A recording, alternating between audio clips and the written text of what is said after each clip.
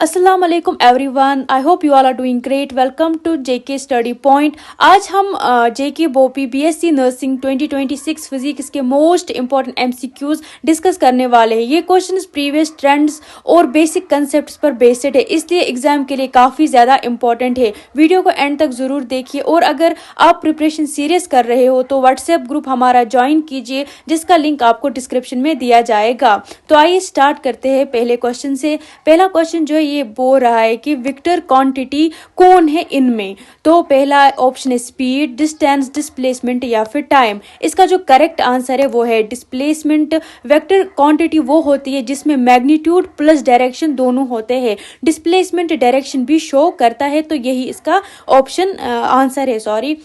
So question number second हमसे ये पूछ रहा है कि इंस्टेंटेनियस वेलोसिटी का मतलब क्या होता है। ऑप्शन है total distance divide by total time. Option B है slope of the position time graph at a point. Option C है area under velocity time graph. Option D है change in displacement over finite time. इसका जो correct answer है वो है option B slope of the position time graph at a point. Instantaneous velocity का मतलब होता है किसी पर्टिकुलर मूवमेंट पर वेलोसिटी, यानी ग्राफिकली अगर हम पोजीशन टाइम ग्राफ बनाए तो उस ग्राफ की स्लोप किसी पॉइंट पर इंस्टेंटेनियस वेलोसिटी होती है।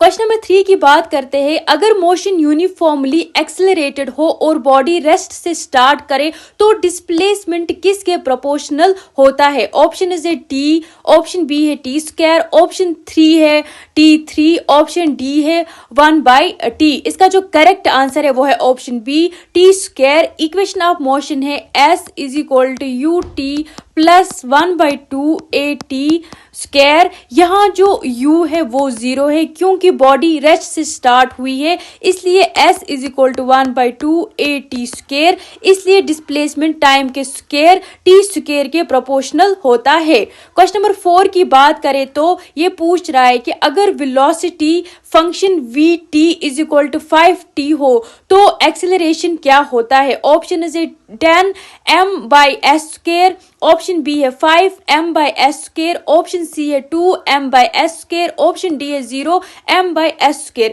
इसका जो करेक्ट आंसर है वो है ऑप्शन बी 5m/s²। अगर हम एक्सेलरेशन देखें तो ये होता है dv/dt, v = 5t, तो dv/dt = 5। इसका मतलब है एक्सेलरेशन कंसिस्टेंट 5m/s² है। क्वेश्चन नंबर 5 की बात करें तो ये पूछ रहा है कि वेलोसिटी टाइम ग्राफ के नीचे के एरिया क्या शो करता है। वेलोसिटी टाइम ग्राफ के नीचे का एरिया क्या शो करता है। इसके जो ऑप्शन है, ऑप्शन ए है एवरेज वेलोसिटी, ऑप्शन बी है एक्सेलरेशन, ऑप्शन डी है डिस्प्लेसमेंट, ऑप्शन डी है जर्क। इसका जो करेक्ट आंसर है वो है ऑप्शन सी डिस्प्लेसमेंट। फिजिक्स का रूल है कि area under velocity time graph = displacement, क्योंकि वेलोसिटी इनटू टाइम का रिजल्ट डिस्प्लेसमेंट देता है। तो क्वेश्चन नंबर 6 की बात करें, ये पूछ रहा है कि अगर स्ट्रेट लाइन में स्पीड इंक्रीज हो रही हो तो इसका क्या मतलब है। ऑप्शन सुनिए। ऑप्शन ए है velocity and acceleration opposite, velocity 0, velocity and acceleration same direction, option D है एक्सेलरेशन 0। इसका जो करेक्ट आंसर है वो है velocity and acceleration same direction, मतलब कि जब स्ट्रेट लाइन होगी तो velocity and acceleration same direction में होगा। स्पीड इंक्रीज होने का मतलब है बॉडी की वेलोसिटी और एक्सेलरेशन सेम डायरेक्शन में है। अगर एक्सेलरेशन अपोजिट होता तो स्पीड डिक्रीज होती। क्वेश्चन नंबर 7 की बात करें तो फर्स्ट इक्वेशन ऑफ मोशन क्या है इसमें करेक्ट।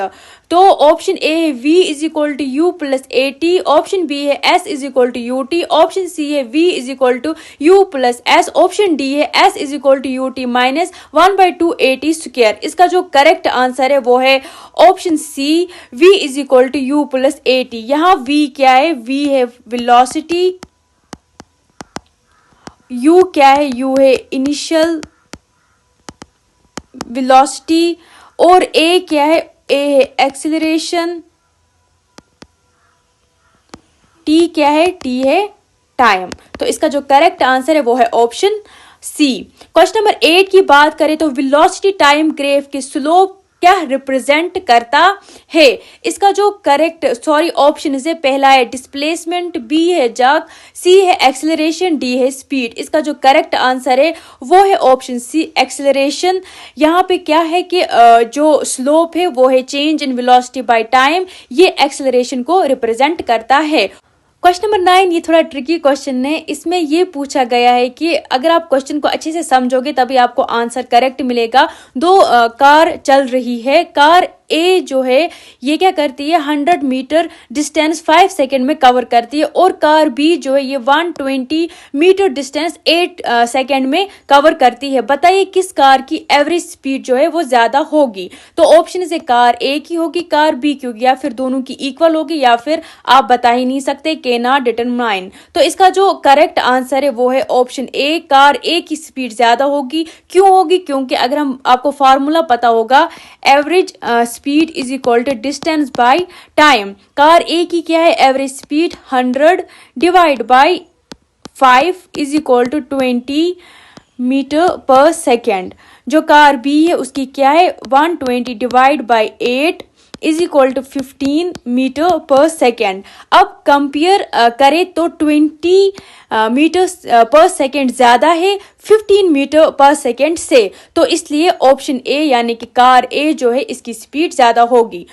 क्वेश्चन नंबर 10 हमसे ये पूछ रहा है कि अगर position time graph straight line हो और स्लोप नेगेटिव हो तो क्या मतलब है। ऑप्शन ए है स्पीड इंक्रीज, ऑप्शन बी है constant negative velocity, option C है पॉजिटिव एक्सेलरेशन, ऑप्शन डी है ऑस्किलेटरी मोशन। इसका जो करेक्ट आंसर है वो है option B constant negative velocity.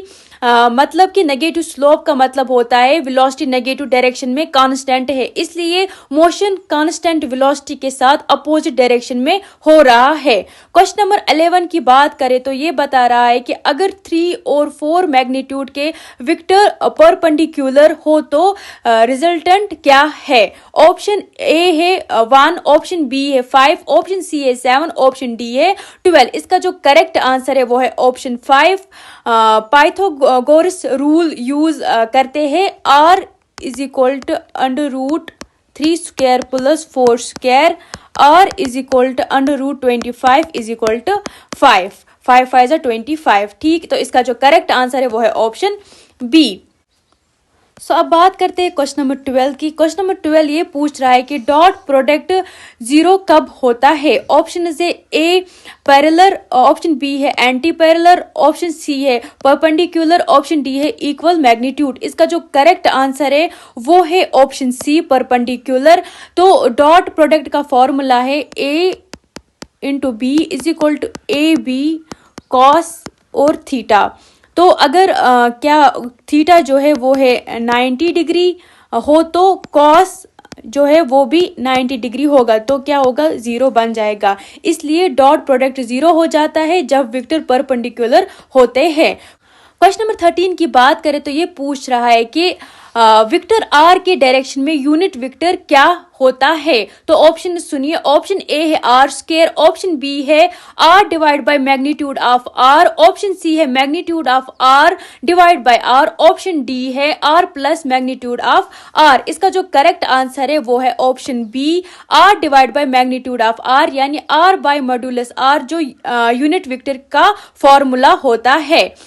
Question number 14 की बात करें तो ये पूछ रहा है कि प्रोजेक्टाइल का टाइम ऑफ फ्लाइट किस पर डिपेंड करता है। ऑप्शन ए है initial speed only, option B है launch angle only, option C है vertical component of velocity, option D है हॉरिजॉन्टल कंपोनेंट। इसका जो करेक्ट आंसर है वो है option C vertical component of velocity, क्योंकि प्रोजेक्टाइल मोशन में टाइम ऑफ फ्लाइट का फॉर्मूला होता है T is equal to 2u sin theta divide by G. तो यहाँ क्या है u sin theta vertical component है, इसलिए time of flight vertical component पर डिपेंड करता है। क्वेश्चन नंबर 15 ये पूछ रहा है कि प्रोजेक्टाइल की रेंज का फॉर्मूला क्या होता है। ऑप्शन सुनिए, ऑप्शन ए है you square sin theta by g, option B है 2u square sin theta cos theta by ji. Option C है u square sin 2 theta by ji. Option D है u square by g. इसका जो correct answer है वो है option C u square sin 2 theta by g. Projectile की range का formula होता है r is equal to u square sin 2 theta by G, इसलिए correct formula u square sin theta by G है। Question number 16 की बात करें तो सेंट्रीपेटल एक्सेलरेशन का फॉर्मूला क्या होता है? इसके जो ऑप्शन है वो है v square by r. Option B है v by r square. Option C है r by v square. Option D है v स्क्वायर r। तो इसका जो करेक्ट आंसर है वो है option A v square by r, क्योंकि सर्कुलेशन मोशन में बॉडी जब सर्कल में मूव करती है तो एक एक्सेलरेशन सेंटर की तरफ लगता है, जिससे सेंट्रीपेटल एक्सेलरेशन कहते हैं। इसका जो फॉर्मूला होता है वो होता है A is equal to V square by are.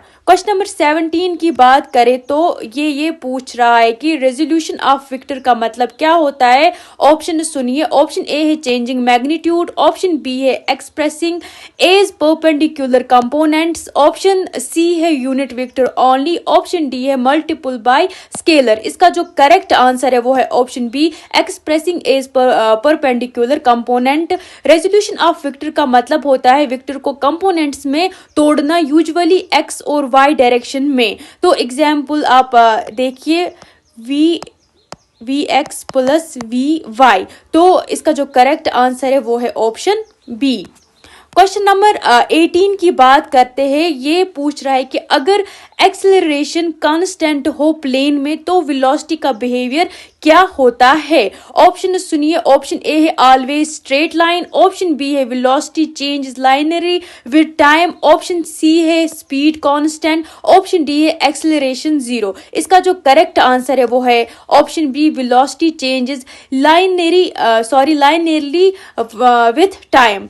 तो कांस्टेंट एक्सेलरेशन का मतलब होता है एक्सेलरेशन चेंज नहीं हो रही है, इन केस में वेलोसिटी टाइम के साथ लीनियर तरीके से चेंज होती है। Velocity time graph straight line होता है। क्वेश्चन नंबर 19 देखते हैं। ये पूछ रहा है कि प्रोजेक्टाइल की मैक्सिमम हाइट का फॉर्मूला क्या है? ऑप्शन सुनिए। ऑप्शन ए है you square sin square theta by 2g। Option B है you square sin theta by ji. Option C है you square theta by ji. Option D है you square by 2g। इसका जो correct answer है वो है option A U square sin square theta by 2g। Projectile जब ऊपर है तो एक पॉइंट पर वर्टिकल वेलोसिटी जीरो हो जाती है, उस पॉइंट को मैक्सिमम हाइट कहते हैं। फॉर्मूला है h is equal to u square sin square theta by 2g। ये है इसका ऑप्शन। लास्ट क्वेश्चन की बात करते हैं तो ये बोल रहा है कि क्रॉस प्रोजेक्ट का रिजल्ट क्या है? ऑप्शन सुनिए। Scalar in plane. Option B है vector perpendicular to plane. Option C है zero only if parallel. Option D है बोथ बी एंड सी। इसका जो करेक्ट आंसर है वो है option D both B and C. Cross product का result vector होता है जो दोनों वेक्टर्स के प्लेन के परपेंडिकुलर होता है, और अगर वेक्टर्स पर पैरेलल हो तो क्रॉस प्रोजेक्ट जीरो होता है, इसलिए दोनों स्टेटमेंट करेक्ट है। अगर आपको ये फिजिक्स इंपॉर्टेंट एमसीक्यूज हेल्पफुल लगे हो तो वीडियो को लाइक और शेयर जरूर करें, और डेली एमसीक्यूज और पीडीएफ्स के लिए व्हाट्सएप ग्रुप ज्वाइन कर ले, जिसका लिंक आपको डिस्क्रिप्शन में मिलेगा। Thank you for watching. Allah Hafiz.